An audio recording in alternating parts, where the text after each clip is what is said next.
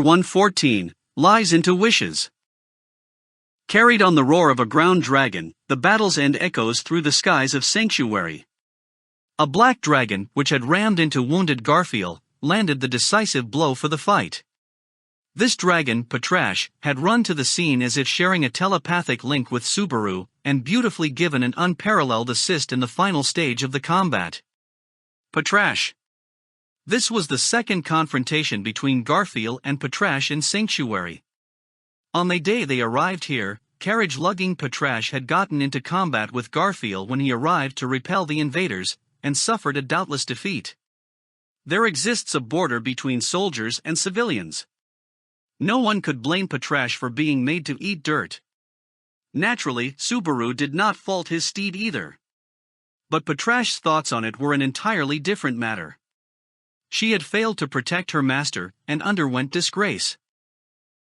For a member of the proud Diana bloodline, this was a dishonor which needed to be overturned unequivocally. Being that Patrash and Subaru cannot communicate verbally, the swift arrival of this opportunity was not a topic they could discuss with mutually perfect comprehension. And so, with the parts she could not convey included, she demonstrated her thoughts by action. This roar from the dragon was devoted to her master and to her ancestors. With how the sound came mingled with accomplishment and satisfaction, and how the dragon drew her snout close to the unconscious Subaru, surely anyone would understand that. Listening to Patrash's roar in her restored honor, Amelia gives a deep sigh. It felt like breathing had been banned. Or rather, the fight had been one to make you forget about breathing entirely. Watch to the end, Subaru had told her. While keenly perceiving her own powerlessness, Amelia spectated the men's gruesome confrontation to conclusion. Subaru had spat blood, moaned in pain, broken down. Who could suppose how many times Amelia bordered on calling out and running over? But every time Amelia's weak heart came near to discarding that she wait, Subaru's words of, "Watch me," and his nigh-perfectly timed gaze stopped her. Neither her action nor her speech were pardonable here. It frustrated her, and she found it hard to bear, but she must not avert her gaze. It wasn't that anyone told her. But Amelia's heart quietly perceived that she absolutely must not do those things.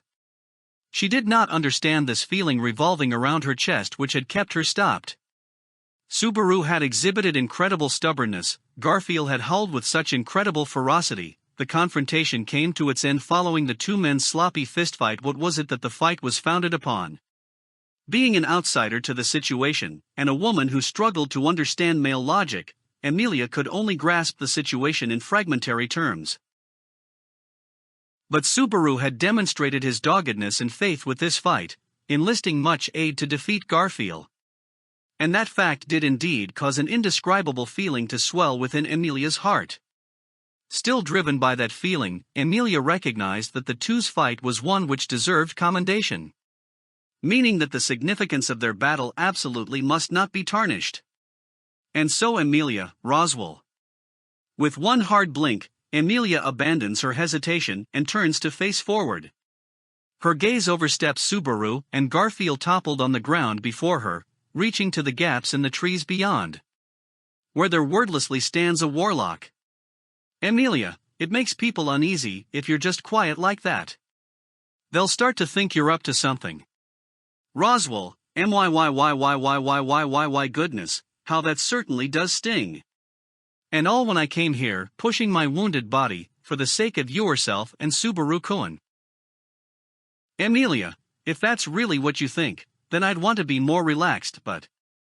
Out from the bushes in front of Amelia there emerges someone tall. Roswell.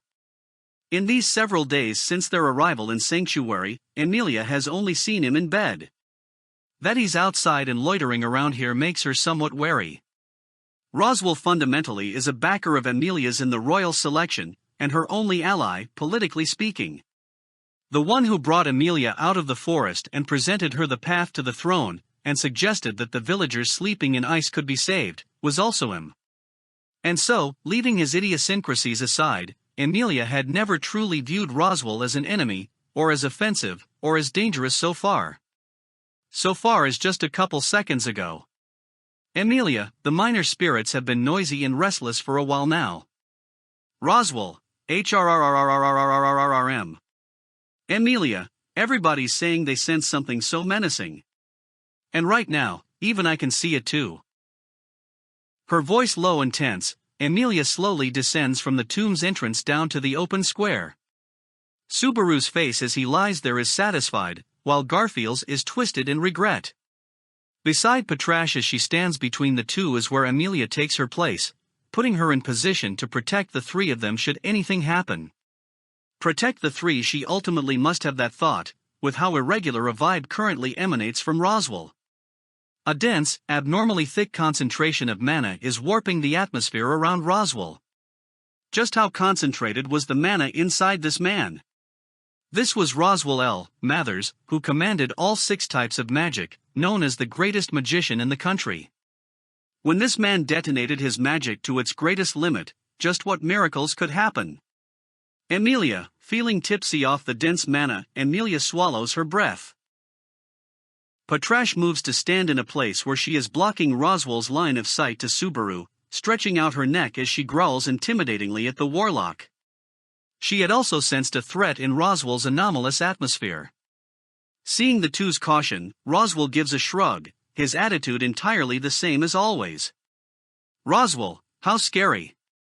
I will prefer if you could abstain from looking at me like that. My nature is one where animals, and so ground dragons disfavor me ridiculously. Should the same apply for spirits, that does explain why Beatrice won't be cordial with me. Amelia, stop fooling around. And I'm certain she's unhappy with you because of something else. I don't know if it was always like that though. Roswell, no.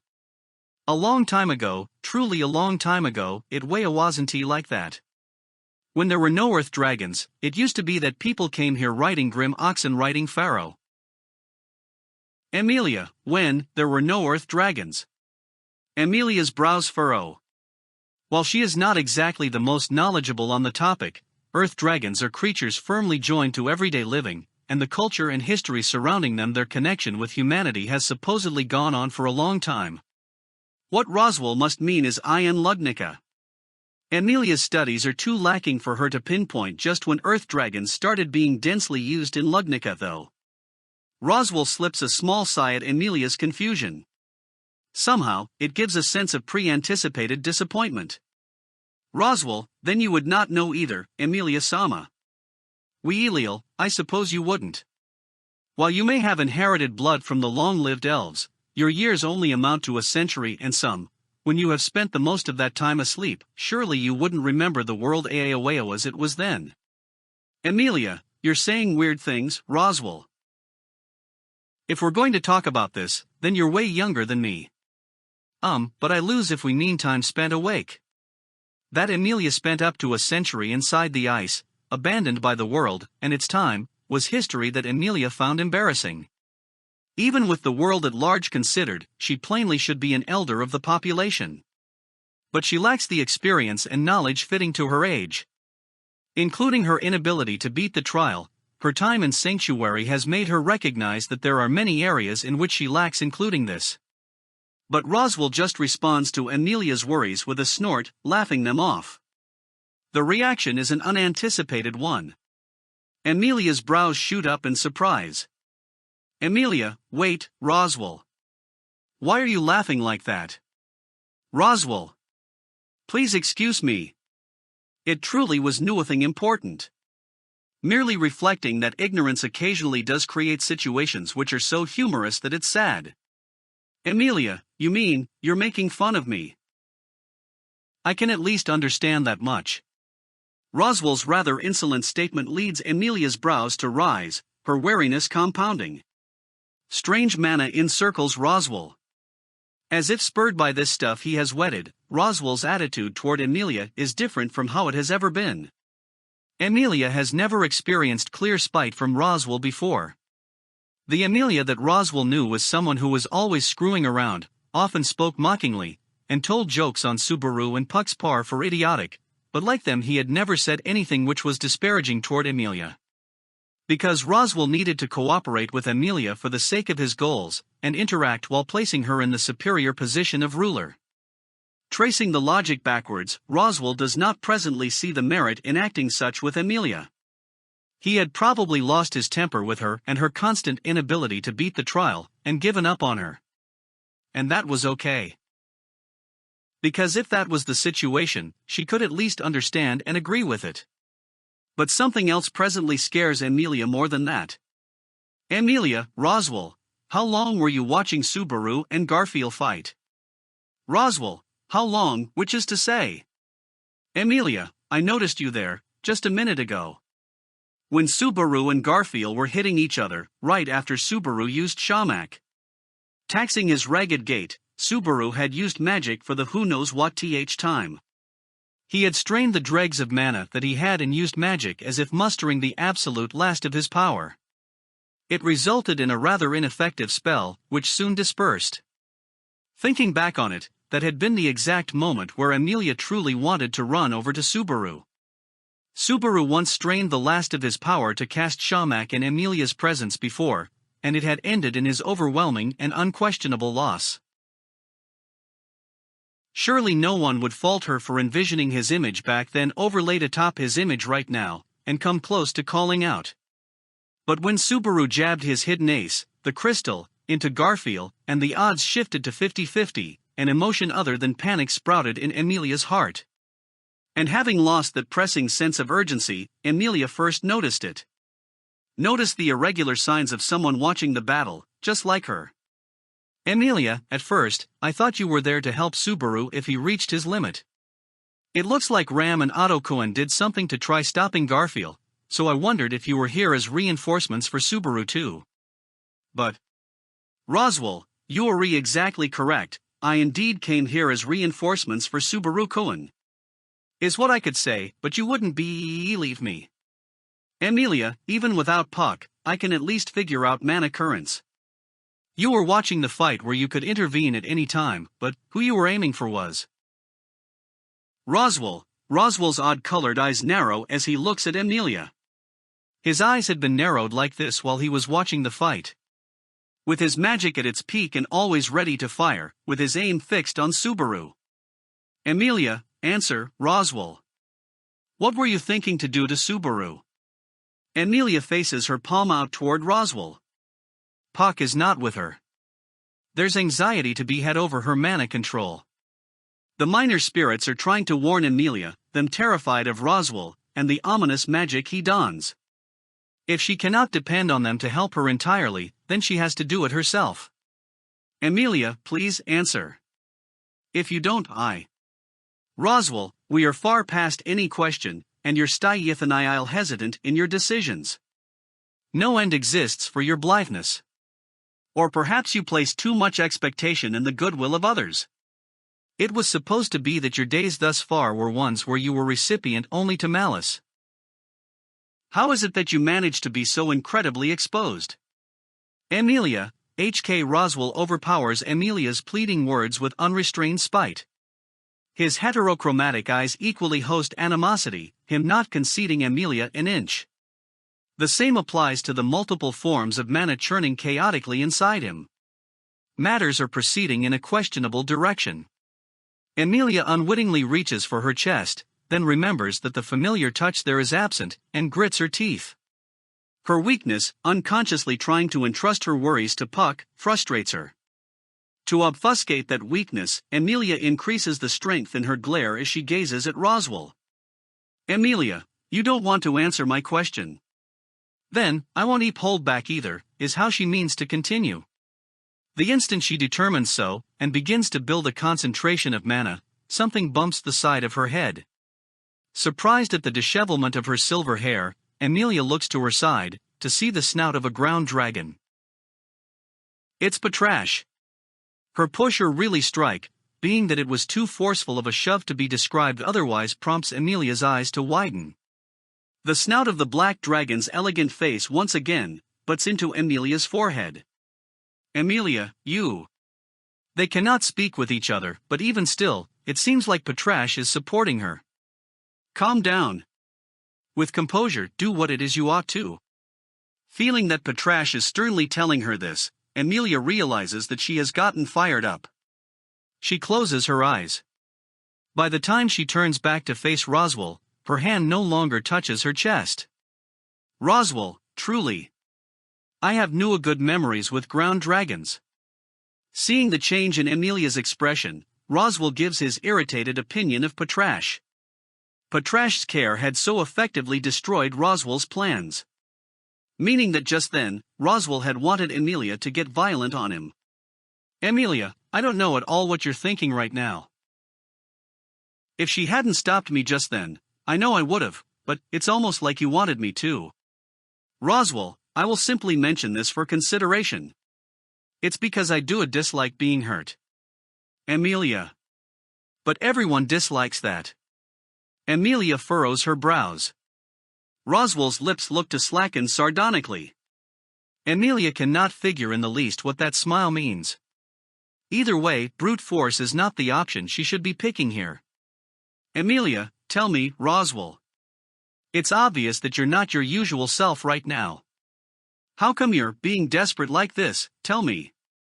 Roswell, desperate, you say? HRM, goodness my goodness, how surprising. Amelia, it's like you're abandoning everything, and you could have been hit with magic and you didn't care. You could tell me it's not desperation, but I wouldn't believe you. Amelia could understand that destructive behavior where you grow sick of yourself and let yourself act like an absolute insane wreck. The question is whether you direct it inside or outside. Amelia was the type to direct it inside. Perhaps Roswell was the same. Amelia, if you are, then talk to me. I don't know what I can do for you, but I can help. I mean, up until now you've helped me with so many things and... Roswell, no. That is enough, Amelia-sama.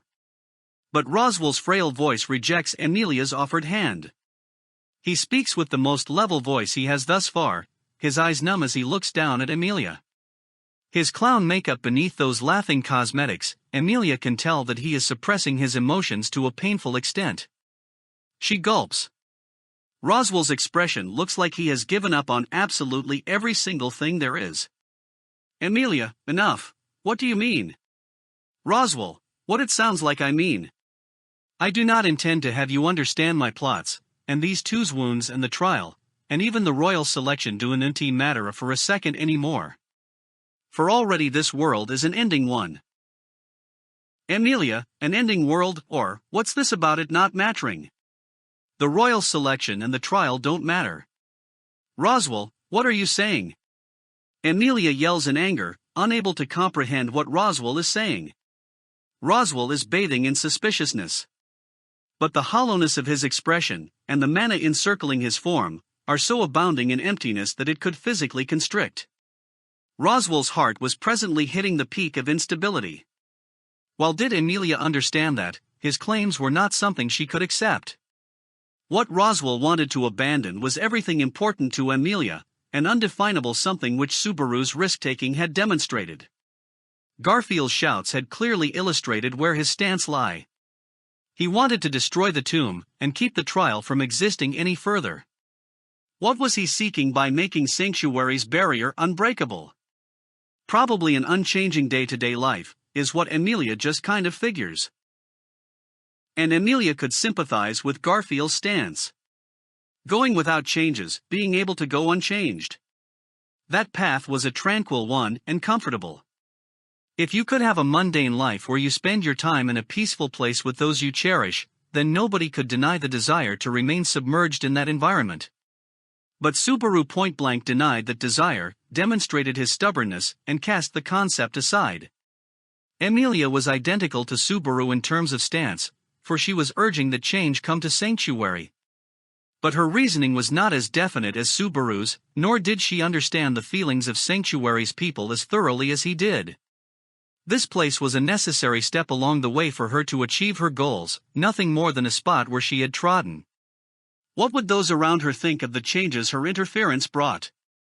Being entirely focused on her own interior, Amelia had failed to ask this entirely obvious question. The one who instead asked had been Subaru. Once again she had made Subaru shoulder her burden and overlooked everything. And it was because she keenly realized that this presented existed. But Roswell was trying to discard this present which Subaru's risk-taking had opened. Amelia, Roswell, what are you trying to abandon? It's what started with you and me, right? And halfway through, this isn't forgivable. Amelia snarls, for Roswell's brows to react. A wisp of strength returns to him as he covers his blue eye with his hand, his yellow eye trembling. Roswell, it started with me and you? What are you talking about? Amelia, Roswell, it started with me and my teacher. Assuredly, knew it to it you. And so, allowing it to end should be within my own and my teacher's liberty. Of course it is. Amelia, you can't just do that. Even with the incredible aura overpowering her, Amelia raises his voice. She glares at the clown, swinging her arms up. Amelia, so maybe it did start with you and this person, but the issue isn't just about you two anymore. It's not just my issue either. We dragged lots of people into it, caused problems for lots of people, and we've kept going like that. You can't just go ending it whenever you want.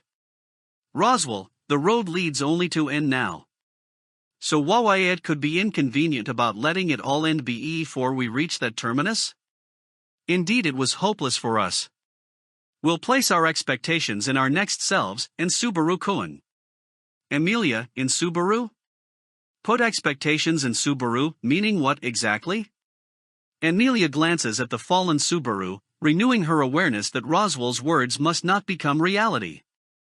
Of course. Subaru had already done more than enough. If expectations were put in him, he'd answer them excessively. They should not be seeking any more from him than he has already done. When something is given, it naturally ought to be repaid. Amelia, how can you say that the path Subaru opened leads to the end? Subaru's group all worked together to open a closed path.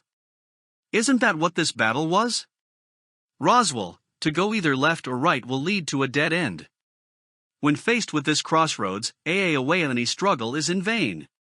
For the entirety of the truly correct course is written here. Roswell withdraws a black tome from his pocket. Seeing this unfamiliar thing, an impulse rises inside Amelia, clawing at her chest. Her eyes open wide. That book gives her a terribly bad feeling. It has no title or cover wrap, looks an entirely mundane book, but for some reason just looking at the tome makes Amelia feel a pressure which nigh fosters mental instability.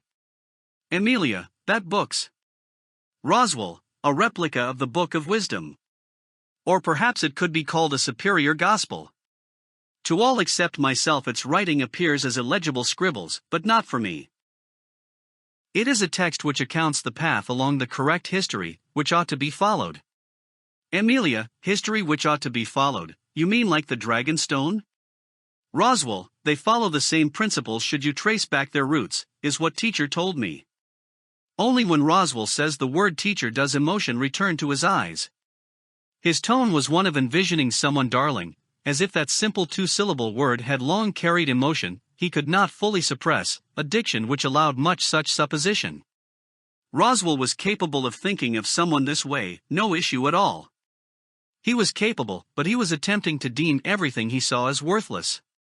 Amelia, you mean because we're going a different course than what that book says, you'll ruin everything? But what will doing that accomplish? If we look for a different path, different from the book, which isn't a dead end. Roswell, you're saying the exact same things as Subaru-kun. Is this another idea coming second-hand from him? Amelia, HK. Roswell laughs slightly. Feeling that he hit the bullseye, Amelia's throat jars. Her expression prompts Roswell to give a bored sigh. Roswell, borrowed words, opinions pre-prepared. Even the idea that you ought to challenge the trial was something that you were pushed into. Eliel, I will not fault you. It was I and those around you who demanded that you do it, not yourself. Words spoken with the knowledge that your empty, insignificant self can do nothing other than this. Subaru-kun encourages cruel things.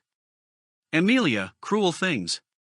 Roswell, the subject here is him, so of course he went without explaining the logical necessity or whatever have you about challenging the trial, and merely gave you a motivating speech, yes. He pushed his complacency onto you, and claimed that you could do it if you willed. Indeed. Indeed I know. All, he and I are of the same breed. Amelia, you and Subaru are the same? What do you mean? Roswell, it means that we impose our ideals upon the women we love. Assertion. Roswell closes one eye, gazing at Amelia with the yellow. His smile is strong as he throws statement upon statement at the silenced Amelia. Roswell, with what words did he accost you? Entirely statements pleasant to the ear, yes? He spoiled you, imposed ideals upon you, treated you so tenderly and carefully as if he were handling a fragile object. He didn't consider for a second that you are in actuality weak and brittle, that you are fearful and desire to flee, that you possess such a mundane breed of heart. He doesn't have a shred of interest in the real you. What he's infatuated with is the sparkling version of you he has in his own head. Correct? Amelia, Roswell, I am also that way. With her, I only saw the ideal. You're wonderful, you're brilliant, there's none greater than you. That's how I consoled her, what I kept telling her, focusing my love as if handling a work of glass, even though those things carry not even the slightest of meaning. Speaking quickly, Roswell averts his gaze, seemingly irritated. Was he talking about Subaru, or was he discussing himself? Perhaps not even Roswell himself could clearly distinguish it. Overwhelmed by his momentum, Amelia takes a small breath. Takes it so that can say what she has to say, even though intimidated by Roswell's attitude. Amelia, that's all? Roswell, Amelia, that's all the common points you think there are between you and Subaru? Roswell looks suspiciously at Amelia. A doubtfulness has risen inside him. His neglect to say anything is obviously his answer to Amelia's query. Which means she has to say it for him. She has to correct his idea. Amelia, if that's all you were trying to say, then. Roswell, Amelia, you and Subaru are nothing alike. Indeed, Subaru had spoken lines upon lines of idealism, and not explained the significance of liberating sanctuary to Amelia. But Subaru's argument assuredly did not consist entirely of niceties and Amelia-focused lip service. Amelia, so, Subaru, he called me a pain in the ass of a woman. Roswell, what? Amelia, that who do I think I am, doing so much crap, but causing so many problems? Always fussing over what's already gone, stop giving others these empty expectations. Every word out your mouth is just insincere talk, you're lacking in everything, it's unbearable to watch. Subaru said all of this for me. Roswell, Amelia, Subaru is paying proper attention to me. Now I'm thinking that I can't keep showing him only my lame parts. You pretend you're looking ahead when you're really not looking at anything at all. You're nothing like Subaru. If Natsuki Subaru was someone who could only envision an idealized image of Amelia, then surely she would still be hugging her knees inside the tomb. And with Garfield too. If his opponent had not been Subaru, who knew more than the ideals, but nonetheless opted to argue with idealism, then he would not have listened. Subaru saw Amelia's weakness but still told her he loved her. Subaru knew Garfield's kindness but still demanded he change. Whoever they were, if they wished to stay stuck in one place, Subaru would run over and reprimand them. You can't be here, there's more you can do, raise your head, look forward, swing up your fists, you don't have time to be staying put. You can't stay standing still forever. Roswell, Natsuki Subaru, made the correct choice in this sanctuary. That kind of ludicrous thing couldn't, that would mean, the rid of this book of wisdom. Amelia, my memories were revived, and I was anxious. Puck went away, and I was close to being crushed. The discrepancy between what he thought and the answer Subaru gave leads Roswell into confusion. Amelia puts her hand to her chest, not to feel for the presence there, but to feel the thumping of her heartbeat. Amelia, I thought that, once I remembered everything, I'd turn into somebody else. I thought that, once that happened, it'd wind up that the person I'd been until now was wrong. Inside her mind even now is a girl lost in memories. Once that girl attains a definite image, someone irreversible will appear. Once they come, Amelia's world will change completely. Amelia feared that change, leaned toward rejecting it, but she knew the shift was necessary. No matter what changes, that will not make the path she has walked thus far disappear. No matter how Amelia changes from here on, even if she becomes a self with a differing origin than what she currently has, that does not make the feeling she presently holds a mistake. She may be at stalemate, may have stopped still, but she would walk again. Cite what direction seems forward, and proceed. Amelia, when I want to do something, when I want to change something, when that's what I want to do, I have someone who will tell me it's okay, and lead me forward. That's what I learned. Roswell, that is trickery. Amelia, it's not a lie at all. Subaru told me he believes in me, and I want to believe in him. Though what he said might look like baseless nonsense. Though I might want to say it was a lie. I have to make it so that it isn't a lie. She did not want to let the label of liar, who went around preaching about the insubstantial hopes there are in useless unsalvageable Amelia, fall onto Subaru. Natsuki Subaru asserted that Amelia could do it. And presently, Amelia was making that statement a lie. But if she broke through her shell, and achieved what she could do, his lie would not be a lie. These were what people called wishes. Amelia, turning lies into wishes, by doing these things I have to do now, is what I want to do. As Subaru frantically, desperately taught her. What rested inside Amelia, previously beyond her ability to put into form, finally takes shape as words. She cannot tell whether this is truly the correct answer. What would change something indefinite into something correct would be Amelia's actions. And she would like to proceed without hesitating to do it, without indecision about it. Roswell. Absurd. Roswell's face pales as he draws backward.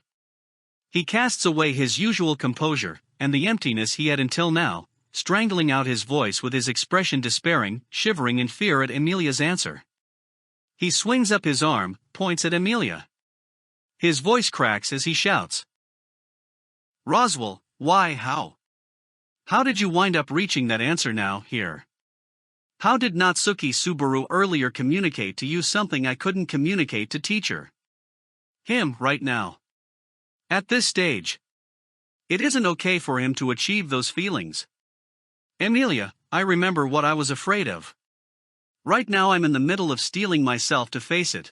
What are you afraid of? Roswell, it's obvious. Deviations from the writ.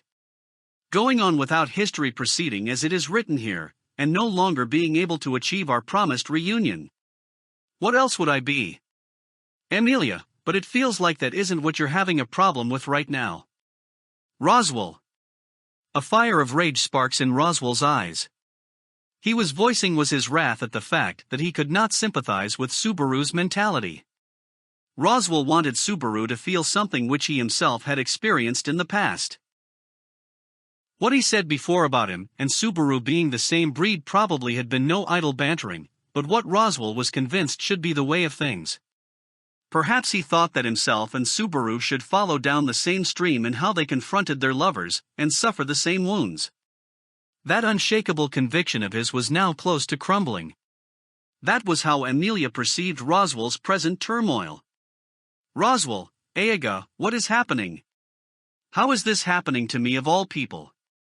Roswell puts his hand to his mouth, uncaring of his pain as it falls away, his cheeks twisting. Roswell, have I been dancing on strings since the moment of the bet? Garfield's loss and Amelia's recovery, all of it was calculated? Was I in error from the moment I started making plots in counter to a sage's ability to preclude? But then, for what purpose am I for Amelia, Roswell? Absorbed in a dizzying storm of thought, Amelia's presence flies out of Roswell's awareness. What he's thinking about so frantically is probably how to correct a world that has deviated from his plans. But no method to achieve such a thing existed in this world anymore. Amelia did not know what kind of prophecies were written in his book. Roswell is this cornered. The deviation must be incredible. So much so that you could already call this place a different world. Roswell, I see. Roswell slips a mutter. His voice has regained its intelligent tone, making Amelia anticipate that he has temporarily dealt with his discomposure. Through a logical conversation, they could find a point of compromise in Roswell. There's no need to worry about anything. After all, there's the contract.